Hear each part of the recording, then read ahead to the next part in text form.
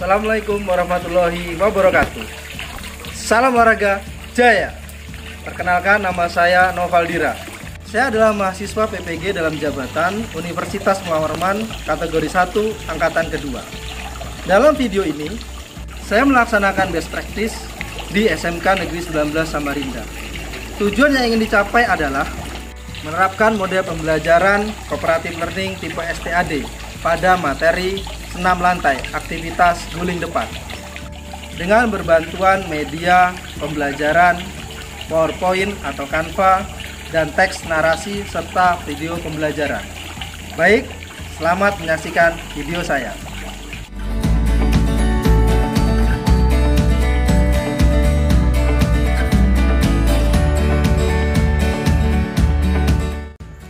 Latar belakang masalah.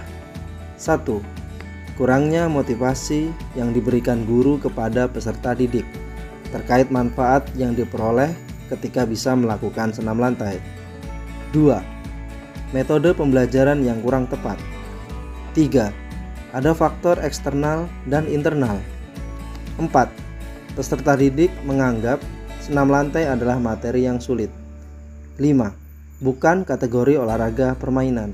Praktik pembelajaran inovatif model cooperative learning tipe STAD atau Student Team Achievement Division penting untuk diterapkan.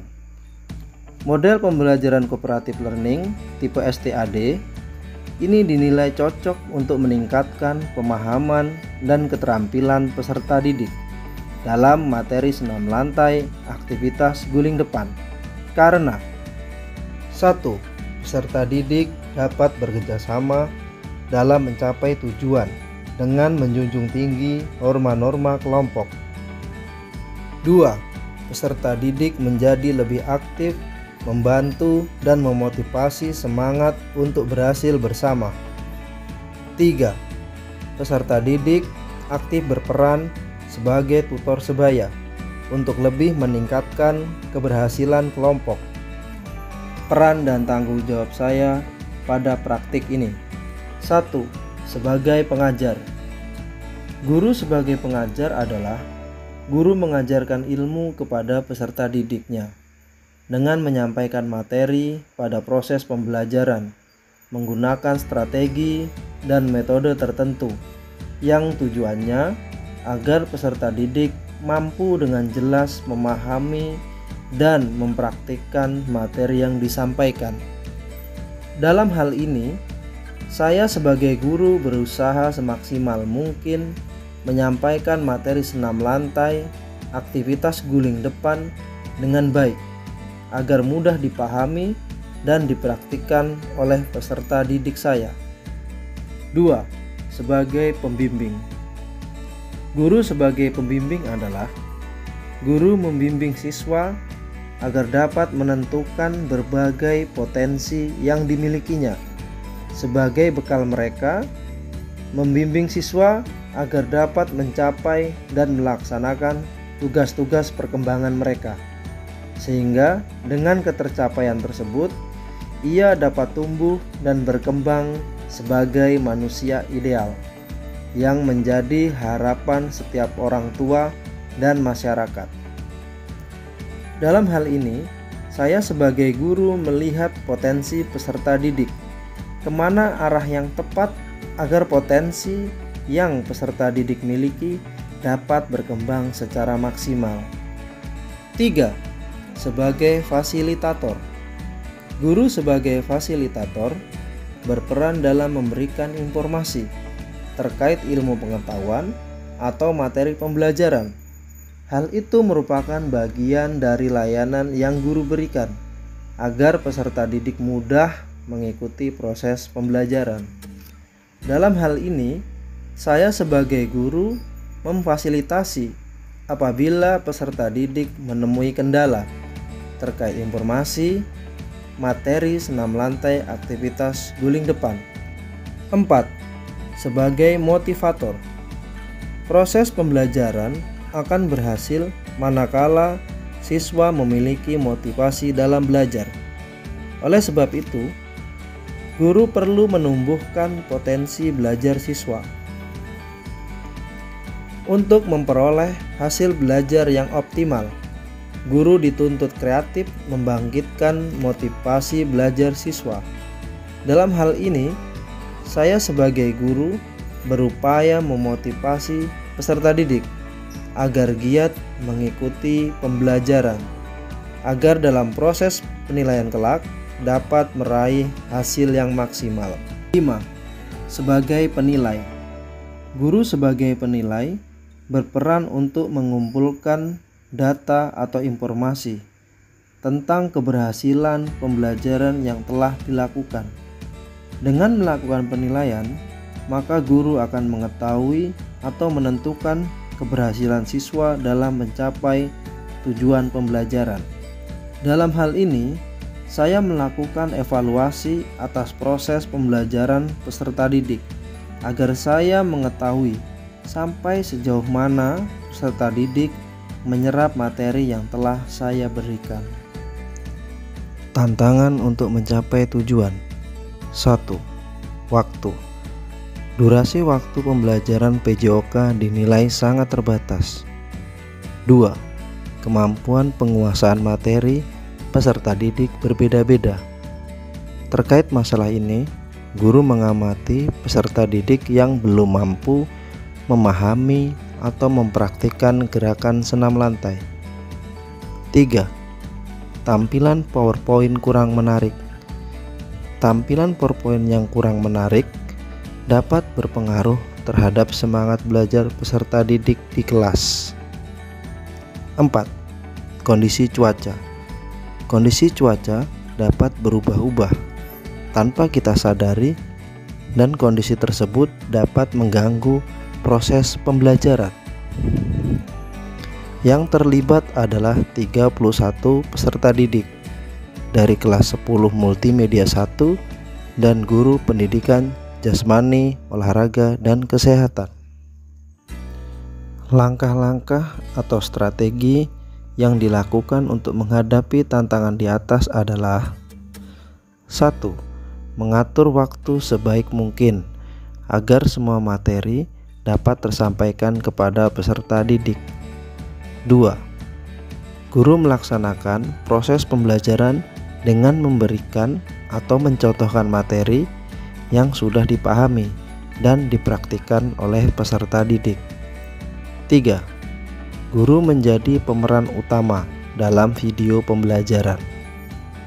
4. Guru menggunakan aplikasi Canva.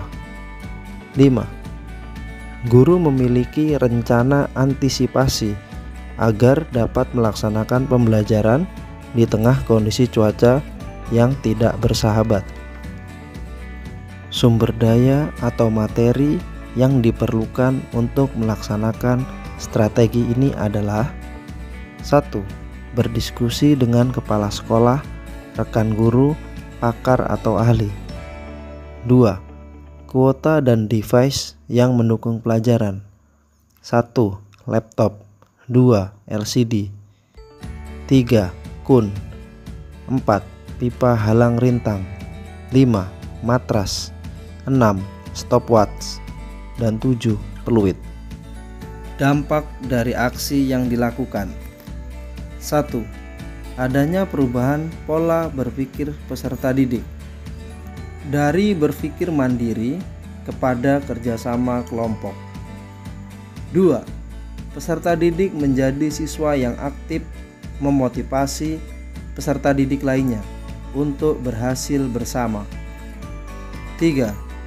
Status sebagai kelompok ahli menjadikan peserta didik sebagai tutor sebaya yang aktif. 4. Interaksi antar peserta didik meningkat seiring dengan peningkatan kemampuan mereka berpendapat. Efektif dalam meningkatkan hasil belajar peserta didik karena: 1. Peserta didik berusaha bersama kelompoknya agar berhasil melaksanakan tugas. 2. Motivasi yang diberikan antar peserta didik efektif meningkatkan semangat juang agar dapat menyelesaikan tugas yang diberikan guru. 3. dengan status sebagai kelompok ahli dapat membimbing peserta didik ke arah figur pemimpin yang bertanggung jawab atas anggotanya. 4. Dengan kerjasama dan interaksi yang baik antara peserta didik, mereka dapat melalui tugas-tugas yang diberikan guru dengan hasil yang memuaskan.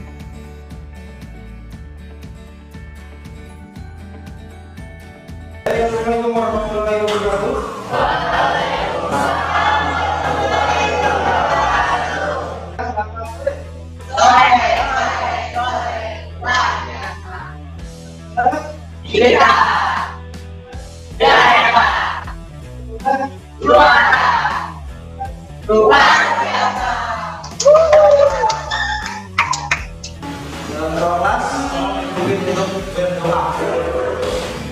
Belum belajar lagi, malah belum mencapai informasi.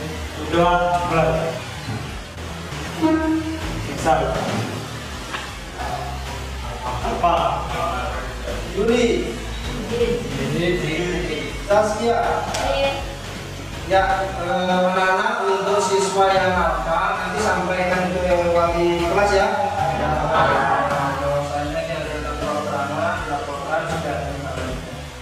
Baik, sebelum kita mulai mengajar hari ini, Bapak ingatkan, minggu lalu kita sudah mempelajari tentang apa minggu lalu? Bukan aja tentang hari ini kita sudah berpindah materi. Namun demikian, kita seperti biasa sebelum memulai pembelajaran, kita menyanyikan lagu nasional terlebih dahulu. Untuk seluruh siswa kita berdiri. Pancasila, aku mendukung proklamasi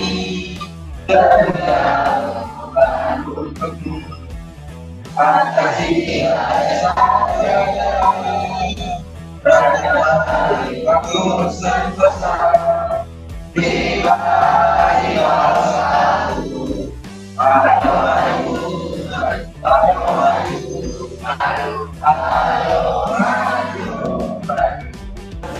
Hari ini kita akan belajar tentang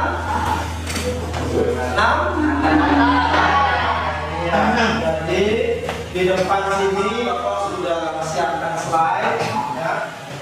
Jadi tujuan pembelajaran kita hari ini aja, yaitu Bapak bisa dibantu apa nih nomor 1 nih?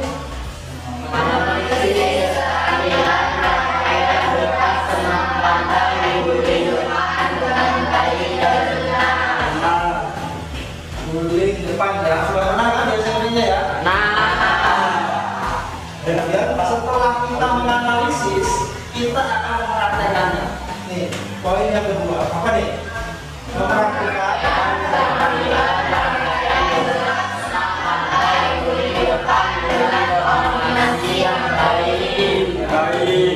Jadi koordinasinya harus baik.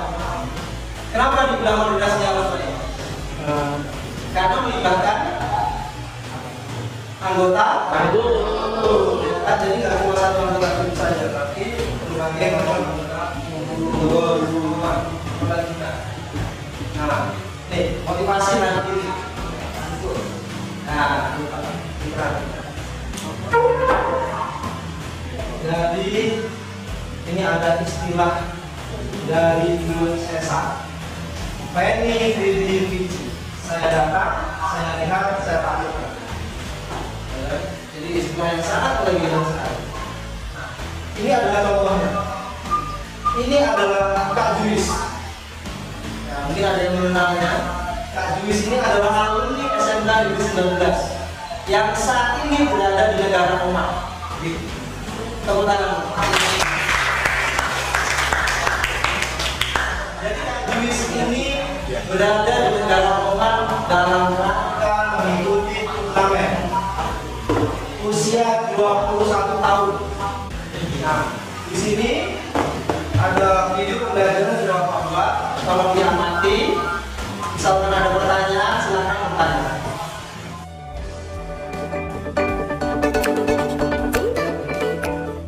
Baik, assalamualaikum warahmatullahi wabarakatuh. Selamat pagi, bertemu lagi dengan Bapak. Gimana anak-anak kabarnya? Mudah-mudahan kita sehat semuanya.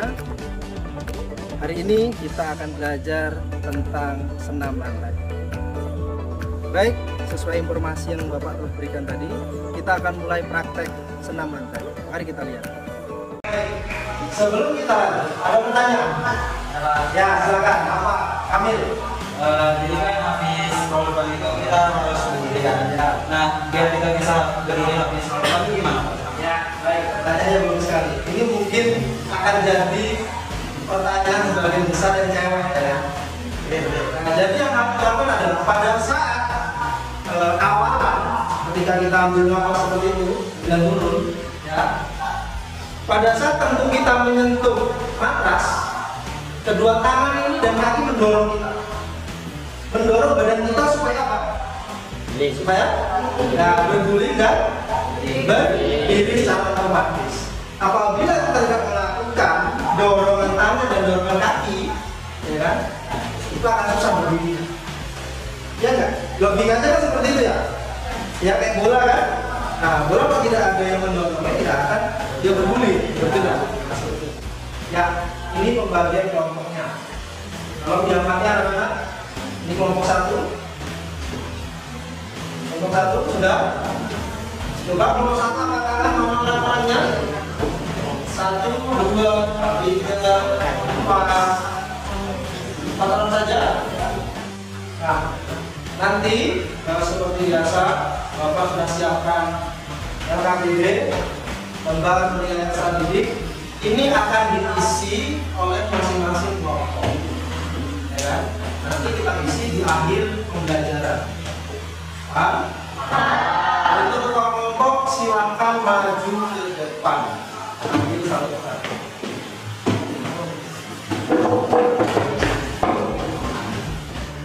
Sekian dan terima kasih. Bila ada pertanyaan silakan angkat tangan kalian. Ada? Cukup ya? Bermimpilah setinggi langit, karena meskipun kita terjatuh, kita akan terjatuh di antara bintang-bintang. Kita langsung menuju ke lapang.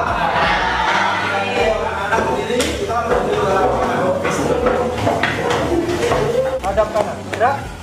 Satu orang pimpin ke depan.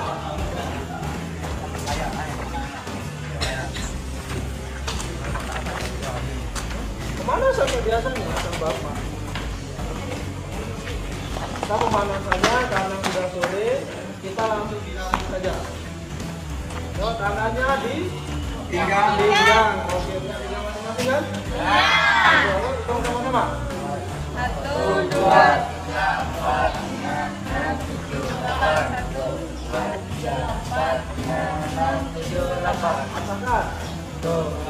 3, 4. Oke, baik. Nah, yang pertama kali dilakukan, anak-anak perhatikan, karena ini masuk masalah kalau kita menghadapkan. Jadi nanti kita bisa melaksanakan pendaftaran. Siapa yang di basis yang dua, berarti yang melakukan. Teman yang ada belakangan pasti harus. Oke. Pertama kali menghadapi matras ada apa sih? Lalu turun. Perhatikan ya. Ingat tadi saya bilang ada resiko kalau kalian awalan. Apa ini? Kabur. Oke. Nah. Waktunya disimpan. Setelah itu, terus pelan.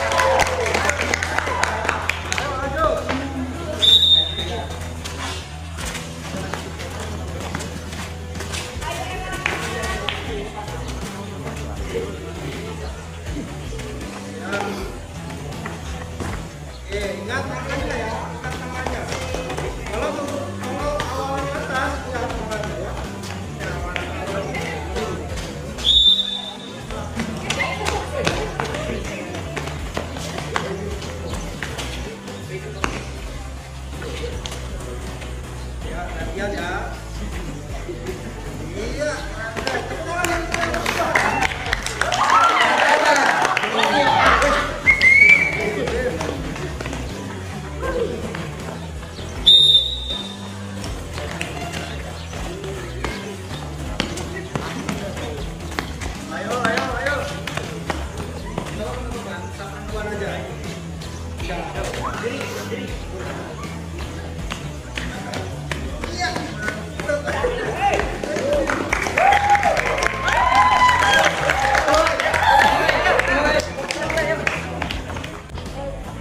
Langsung aja. Saya kasih waktu 2 menit.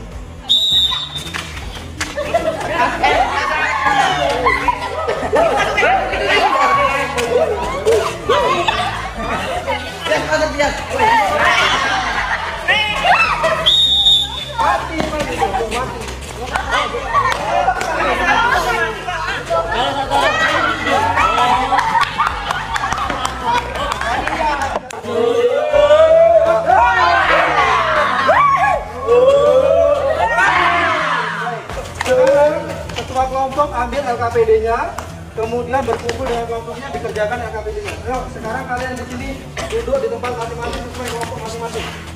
Kerjasama dengan temannya, kerjasama dengan temannya. Apa-apa aja yang sudah kalian lakukan tadi.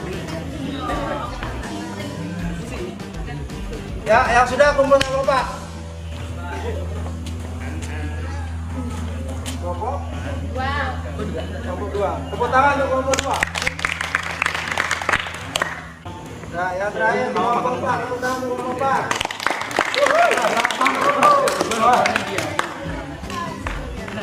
Ya, anak-anak sekarang putar barisan.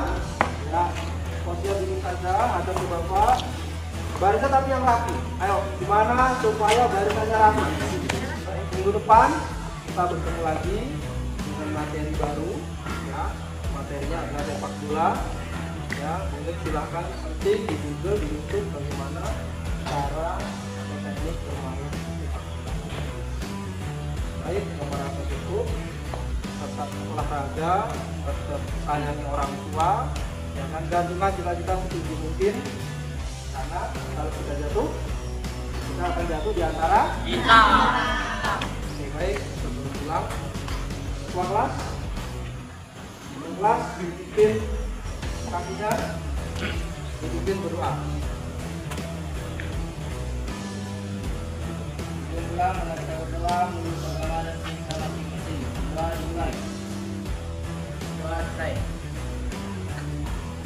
baik, kata Assalamualaikum warahmatullahi wabarakatuh. Waalaikumsalam warahmatullahi wabarakatuh. Selamat sore. Sore luar biasa. Baik, hari ini saya akan mewawancarai Bapak Kepala SMK 19.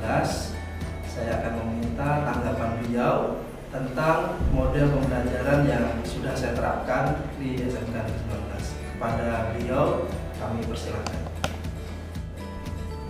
Baik, berkaitan dengan praktek mengajar yang menggunakan model cooperative learning, bahwa model belajar ini sangat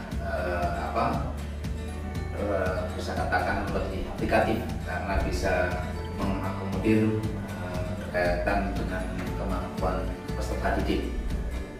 Di situ akan memperhatikan siswa yang mempunyai kemampuan lebih dibanding yang lain, sehingga nanti di dalam grup ini dibentuk kelompok-kelompok kecil, sehingga anak yang lebih bisa memberikan semacam tutorial pada temannya yang bisa katakan kemampuannya lebih di bawahnya. Untuk itu model pembelajaran ini di sisi berkaitan dengan memacu siswa untuk kreatif, tetapi juga lebih demokratis karena siswa yang mungkin mempunyai kemampuan lebih menyampaikan secara, saya katakan secara variatif dalam diskusi, tapi siswa-siswa yang mungkin kemampuannya di bawah teman-temannya akan lebih cenderung berani berbicara karena dia berbicara dengan teman sebaya. Baik, terima kasih kepada Bapak Kepala Sekolah yang telah memberikan tanggapannya kepada saya. Kedepannya saya akan berusaha lebih baik lagi untuk menerapkan model pembelajaran kooperatif learning ini. Sekali lagi terima kasih. Baik, kali ini saya akan mewawancarai rekan saya sesama guru PJOK terkait program PPL yang telah saya laksanakan, yang mana pada waktu itu saya menerapkan model pembelajaran kooperatif. Kepada beliau kami persilahkan. Terima kasih Pak Nopal. Jadi mengamati kegiatan yang sudah berjalan, memang banyak cara atau metode dalam pembelajaran PJOK. Salah satu yang diambil, saya melihat cooperative learning ini memang memiliki kelebihan. Yang pertama terkait dengan kegiatan itu adalah siswa dapat menjadi aktif untuk memberikan dan menunjukkan diri di kelompoknya masing-masing. Namun demikian, memang jangan pernah melupakan tahapan dari kegiatan pembelajaran PJOK, yaitu tentang pemanasan, kemudian di mana inti harus disampaikan dengan baik, kemudian tahap pendinginan. Saya kira itu yang dapat saya sampaikan. Terima kasih. Baik, terima kasih kepada Pak Wawan Kuswadi yang telah memberikan tanggapannya. Assalamualaikum warahmatullahi wabarakatuh. Perkenalkan, nama saya Wiwi, wali murid dari Fadli Sabdianugraha. Menurut saya, metode pembelajaran PJOK yang Pak Noval terapkan di SMK 19, khususnya kepada anak saya, sangat baik dan cocok. Karena ketika saya amati anak saya dan anak-anak yang lainnya menjadi lebih aktif dalam pembelajaran PJOK, dan saya juga bisa memantau perkembangan pelajaran anak saya melalui tugas-tugas yang Bapak berikan kepada anak saya. Mungkin itu saja yang bisa saya sampaikan. Mohon maaf bila salah kata. Terima kasih. Wassalamualaikum warahmatullahi wabarakatuh. Baik, terima kasih Bu atas tanggapannya. Itu sangat bermanfaat untuk kami sendiri sebagai guru olahraga. Semoga kedepannya pembelajaran PJOK semakin baik. Sekali lagi terima kasih. Baik, bagaimana tanggapan Iksan mengenai pembelajaran PJOK kemarin? Ya, menurut saya lebih mudah dipahami aja materinya Pak. Karena sebelum kita praktek ke lapangan kan ada pembagian materi dalam kelas. Nah, jadi pada saat di lapangan itu kita sudah tahu apa yang akan kita lakukan dengan materi tersebut. Gitu. Selain itu mungkin ada lagi? Ya, yang kedua lebih seru aja Pak pembelajarannya karena habis praktek di lapangan itu ada game. Nah, gamenya itu membuat kita lebih senang, lebih lebih suka, ya lebih happy, lebih suka dengan PJOK. Jadi itu. Terima kasih. Baik, selanjutnya tanggapan dari Citra, bagaimana menurut kamu mengenai pembelajaran yang sudah Bapak lakukan? Jadi menurut saya dengan metode pembelajaran yang telah dipraktikkan, saya lebih bersemangat untuk mengikuti pembelajaran PJOK ini. Ya. Kemudian saya juga dibagi menjadi beberapa kelompok dan membuat saya menjadi semakin menghargai sesama teman kelompok. Ya. Baik, luar biasa sekali. Terima kasih tanggapan kalian berdua. Tentu saja itu menjadi bahan untuk saya menjadi lebih baik lagi dalam proses pembelajaran PJOK.